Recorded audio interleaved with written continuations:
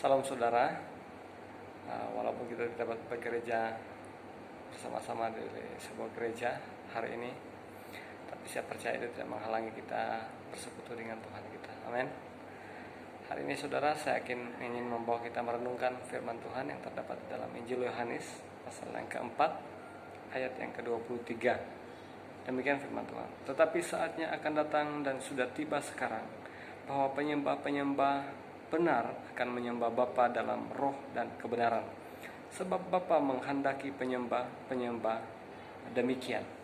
Nah, saudaraku, perbualan ini merupakan perbualan antara Tuhan Yesus dengan perempuan Samaria, di mana perempuan Samaria ini, saudara, mengatakan bahwa gunung itulah bapa leluhur mereka menyembah, dan Tuhan menyatakan diri kepada bapa leluhur mereka Yakub, dan itu yang menjadi kebanggaan kepada orang Samaria. Sementara orang-orang Yerusalem membanggakan bait suci Allah, di mana mereka menyembah di sana. Nah, tetapi Yesus menegur wanita Samaria dengan berkata bahwa akan tiba waktunya di mana penyembah-penyembah benar akan menyembah Bapa di dalam roh dan kebenaran. Nah, apa itu menyembah roh di dalam kebenaran? Nah, saudara, roh itu adalah kita yang sesungguhnya, kita yang diam di dalam tubuh ini, saudara. Nah, pada waktu Tuhan menciptakan manusia, Ia menghembuskan nafasnya dan masuk di dalam manusia itu, dan manusia itu hidup. Dan kita tahu bahwa Allah itu roh yang menghidupkan. Maka Ia menghembuskan nafasnya, rohnya, dan manusia itu dihidupkan. Maka manusia punya roh, saudara.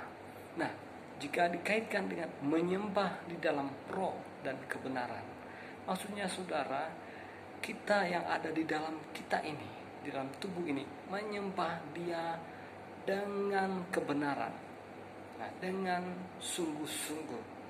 Nah, kebenaran di sini, saudara, tidak ada kepalsuan.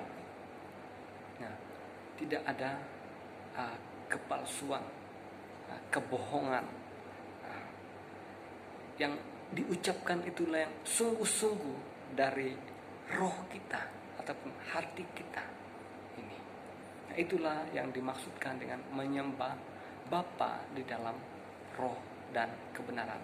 Nah, Yesus pernah menganjurkan, saudara, dengan berkata demikian, kasihilah Tuhan Allahmu dengan segenap hatimu, dengan segenap jiwamu, dengan segenap akal budimu, dengan segenap kekuatanmu. Maksudnya apa, saudara? Kembali kepada ayat ini, Yesus mau kita menyembah di dalam roh dan kebenaran. Nah, kenapa Tuhan mau kita menyembah di dalam roh dan kebenaran, saudara? Karena pada waktu kita menyembah di dalam roh dan kebenaran, maka itulah keintiman itu, saudara. Nah, pada waktu kita menyembah Tuhan di dalam roh dan kebenaran, maka kita akan mengalami pengalaman-pengalaman keintiman di dalam penyembahan kita.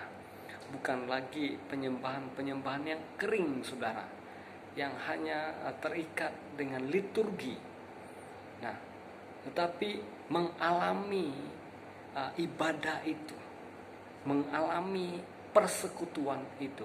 Itulah maksudnya menyembah di dalam roh dan kebenaran. Untuk menjelaskan keintiman, saya tidak dapat jelaskan, saudara. Karena pada waktu kamu mengalami keintiman dengan Tuhan, disitulah kamu memahaminya apa itu intim, saudara.